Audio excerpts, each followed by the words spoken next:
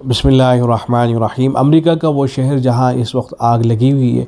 بتایا جاتا ہے کہ یہاں دنیا کے امیر ترین لوگ رہتے ہیں۔ تو یہاں کتنی امیری ہے، حضرت شیخ الاسلام مفتی تقی عثمانی دامت برکاتہ العالیہ کے اس شہر کے بارے میں جو تاثرات ہیں وہ آپ ملاحظہ کیجئے۔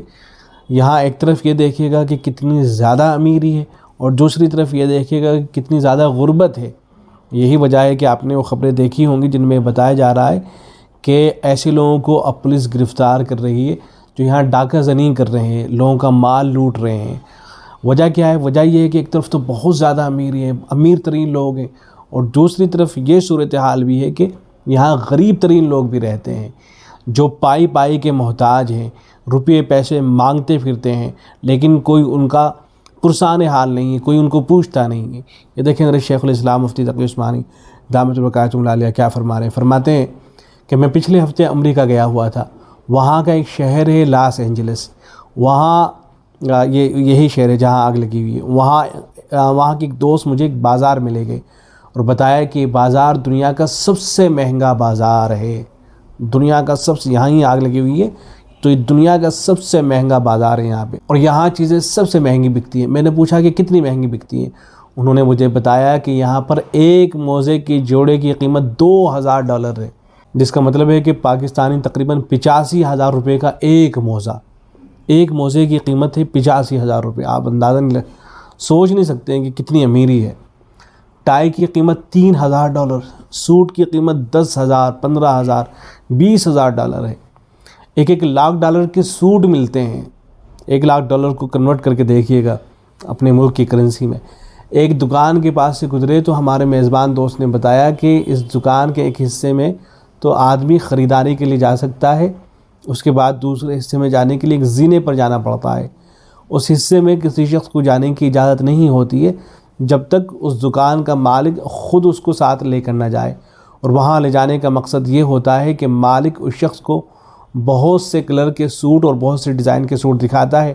اور پھر مالک اس کو یہ مشورہ دیتا ہے کہ آپ کے جسم کے لیے کون سا کلر اور کون سا ڈیزائن مناسب ہوگا، اور پھر مالک اس گاہک سے صرف مشورہ دینے کے $10,000 وصول کرتا ہے۔ صرف مشورے کے $10,000 وصول کر لیے جاتے ہیں۔ آگے حضرت شیخ الاسلام مفتی تقی عثمانی دامت برکاتہ العالیہ فرماتے ہیں کہ بات دراصل یہ ہے کہ دولت کی ہوس تو ختم نہیں ہوئی، اور جب دولت آ گئی ہے تو اس کو کہاں خرچ کریں،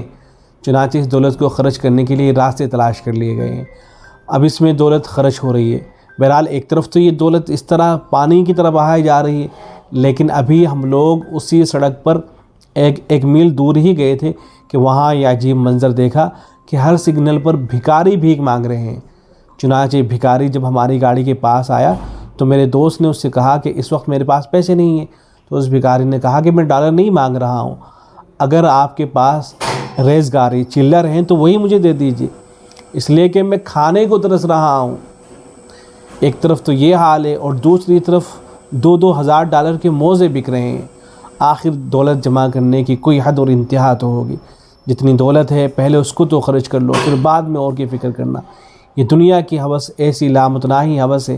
جس کی کوئی حد اور کوئی انتہا نہیں ہے۔ اسی کو جوع البقر کہا جاتا ہے، یعنی ایسی بھوک جو کبھی مٹتی نہیں ہے چاہے جتنا کھا لے، ایسی پیاس ہے جو کبھی بجھتی نہیں ہے چاہے جتنا پی لے۔ تو ایک طرف تو دولت کی یہ فراوانی ہے، اور دوسری طرف لوگ بھیک مانگ رہے ہیں۔ تو یہ جو بھیک مانگنے والے ہیں تو دنیا کے ویسے ہی عذاب نہیں آتا ہے ظاہری علاقوں میں، تو آہیں لگتی ہیں لوگوں کی۔ دنیا کے اندر جو مظلوم ہیں ان کی بھی آہیں لگی ہیں، اور یہ جو بھکاری بھیک مانگتے پھر رہے ہیں بہت ممکن ہے کہ ان کی آہیں بھی لگی ہوں۔ بہرحال ایک اقتباس اور دیکھی ہے حضرت مولانا سید ابو الحسن علی میاں ندوی رحمۃ اللہ علیہ کا، جب وہ امریکہ میں تشریف لے گئے تھے تو انہوں نے ایک تقریر کی تھی۔ اس تقریر کا عنوان یہ تھا کہ امریکہ میں مجھے کیا ملا اور کیا نہیں ملا، اس کو ابھی آپ دیکھیں۔ تو حضرت مولانا ابو الحسن علی میاں ندوی رحمۃ اللہ علیہ حضرت فرماتے ہیں کہ حضرات،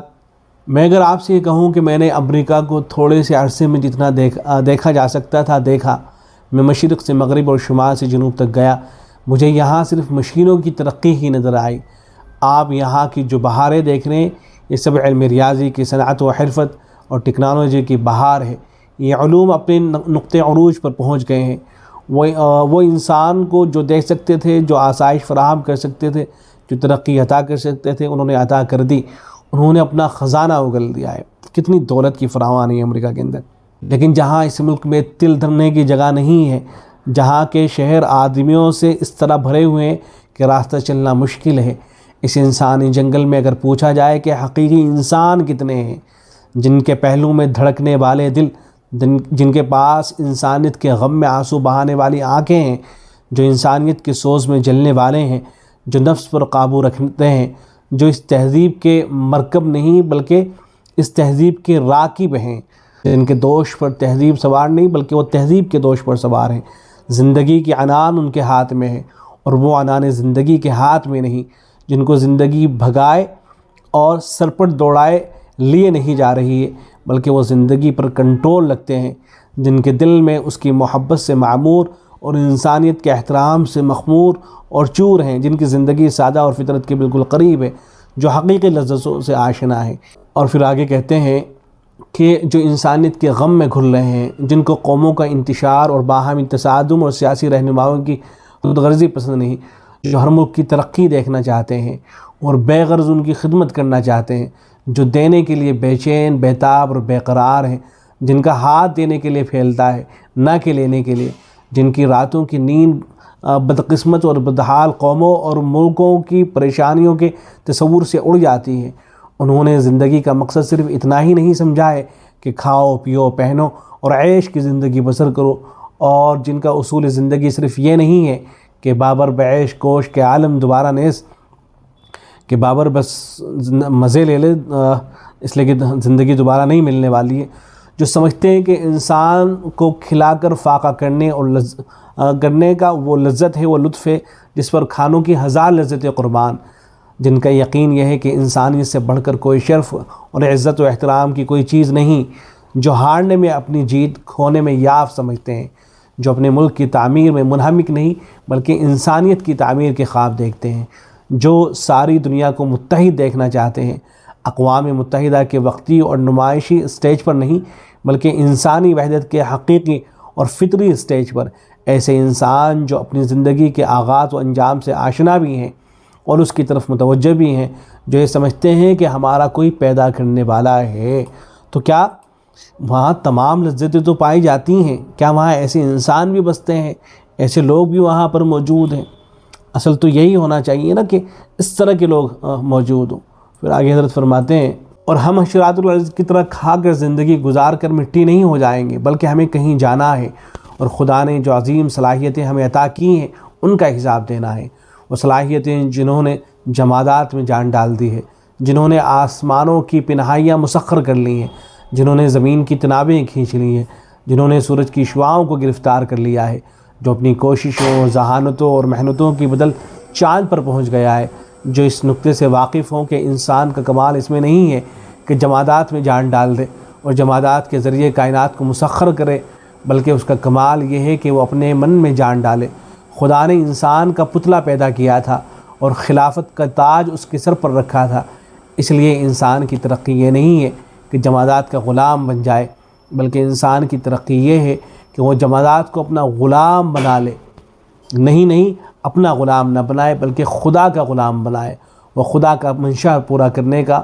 ان سے کام لے، اسی کا نام خلافت الہی ہے۔ ایک اقتباس اور آپ سماعت کر لیجئے، یہ بھی خطبات عالمیہ ہی کے اندر موجود ہے۔ اہل امریکہ کے نام پیغام، یہ اس کو عنوان حضرت کہتے ہیں کہ اے امریکہ کے رہنے والوں، اے وائٹ ہاؤس کے ذریعے ساری دنیا پر حکومت کرنے والوں، یہ سب تم کو مبارک ہو۔ ہم اس کو حقارت کی نگاہ سے نہیں دیکھتے ہیں، ہم صرف اتنا کہتے ہیں کہ اس میں ماشاء اللہ لا قوت الا باللہ کا اضافہ کرو، اس سب کو خدا کی مرضی کے تابع بنا دو، اس سب کو خدا کے احکام کے تابع کر دو، اس سب کو انسانی تعمیر، اخوت انسانی اور انسانی فرض اور انسانی مساوات کے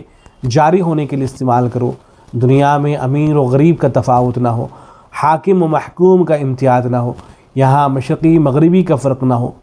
اپنی دولت نئی دنیا کی تعمیر میں صرف کرو، اگر ایسا کرو گے تو اپنے حق میں بھی اچھا کرو گے، کیونکہ اس کے بغیر یہ تہذیب زندہ نہیں رہ سکتی ہے۔ سن لیجئے، آج میں واشنگٹن میں بیٹھ کر اور اس وائٹ ہاؤس سے چند گز کے فاصلے پر یہ کہہ رہا ہوں کہ اس تہذیب کی زندگی عارضی ہے، یہ تہذیب ہمیشہ باقی رہنے کی صلاحیت نہیں رکھتی ہے۔ بقول اقبال،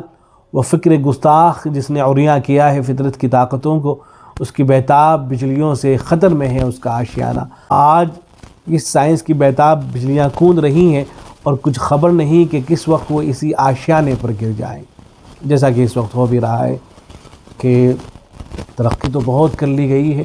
لیکن یہی ترقی جو ہے ان کے لیے نقصان کا باعث بن رہی ہے اور ان کو جلا رہی ہے، جلا کر خاکستر کر دے رہی ہے۔ بہرحال اصل چیز یہی ہے کہ دولت خواہ کتنی بھی ہو جائے، اصل تو یہ ہے کہ اس طرح کے حادثات جب آتے ہیں اور دنیا کے اندر پیش آتے ہیں، وہ انسانوں کو اس طرف متوجہ کرتے ہیں، اور وہ خدا جس نے انسانوں کو تخلیق کیا، جس نے انسانوں کو بنایا، وہ اس کی طرف متوجہ ہوں۔ وَلَنُذِيقَنَّهُم مِّنَ الْعَذَابِ الْأَدْنَىٰ دُونَ الْعَذَابِ الْأَكْبَرِ لَعَلَّهُمْ يَرْجِعُونَ، کہ ہم دنیا میں ایک تو آخرت میں عذاب ہے، لیکن ہم دنیا میں بھی عذاب چکھائیں گے، اس لیے چکھائیں گے تاکہ وہ لوگ رجوع کریں، اللہ کی طرف متوجہ